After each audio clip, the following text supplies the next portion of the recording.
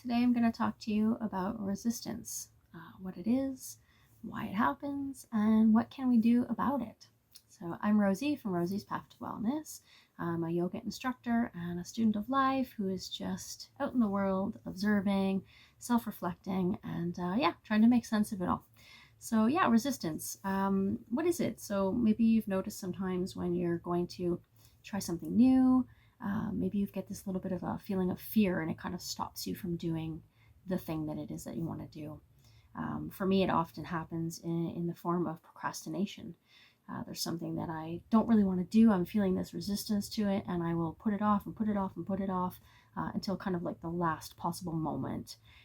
And for even simple, ridiculous things like having to phone the doctor, for some reason, I've got resistance around that, and I will put it off to the last moment, or I just won't do it.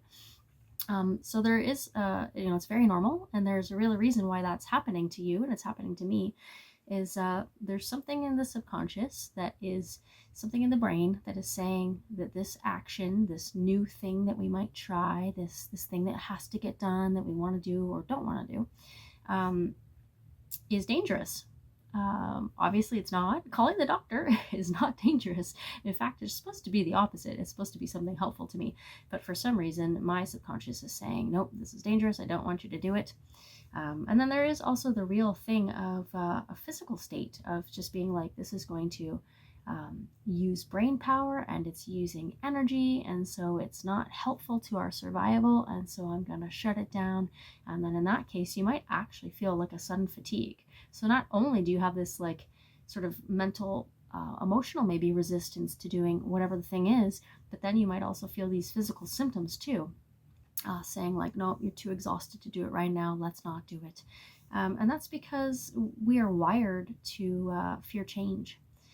Because in the past, maybe change and growth could be dangerous. Even now, I guess, to a degree, it's not really dangerous or life-threatening, but change or growth can sometimes lead to big changes in the life, like where you might lose friends, family, status, whatever, and because that could be considered a dangerous thing to be ousted from whatever group you're a part of. We've got this shutdown, this resistance. So what can we do to overcome this?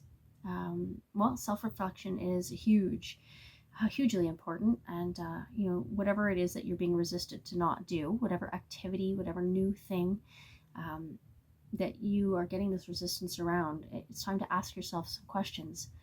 What about this feels unsafe to me? Why? And sometimes you might even have to just let yourself subconsciously write this out, write the prompt, like, why is calling the doctor feel unsafe to me? And I think for me, when I looked at that example, it was sort of like this feeling of like, it's weak to ask for help. I have this limiting belief that asking for help is wrong, or I don't want to put myself out there. I don't want to bother other people with what I may need. I am not important enough to bother these other people. And those are big things I have to work on. That's my example. But when we start thinking and sort of digging into these things, well, what about this is scary? So we have to take a look at what is the thing that is causing us resistance, what activity, what new change, and look at why we might be feeling scared about it. So it could be a limiting belief, some sort of feeling of unworthy for whatever it is. But the other thing we can do is start to question it. Like, if you do come up with these things like, well, if I take this class, maybe I'll be too smart for my friends. It's not a very good example. Maybe I'll be too smart for my friends. Well, even if that was the case, so what? Right? Question it. Well, will I really become smarter than my friends? Will that really make my friends not want to be around me? Question it, or maybe there's something you want to do and you're like, well, I'm too old to do that. Well, question that. Look for evidence. Are there other people your age or older doing the thing that you want to do? And just, maybe turn that idea on its head. Yeah, or I'm too this, I'm too that, I'm too whatever. Find evidence that shows that that's incorrect. And as you find that evidence, maybe you can convince yourself that it's okay for you to do the thing that you want to do. And of course, the last final thing is that you really just have to push yourself to do it. And maybe you can do a countdown. You could do a power pose before you have to do the thing. But yeah, there's just this inner work that we have to do, looking at the resistance, looking at what we want to try, things we want to try, things that we feel scared to try, we feel resistance to try. Why do we feel that resistance? And then trying to rewrite it and saying, you know what, I'm not too old to do blah blah blah. I am not too thin, fat to do blah blah blah. I am worthy of calling and bothering my doctor when I need to get help.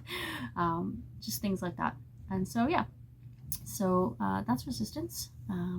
It just ties into like this old biological thing of trying to, you know, our minds and our egos trying to keep us safe and stable and in the same place that we always are because it's safe and stable.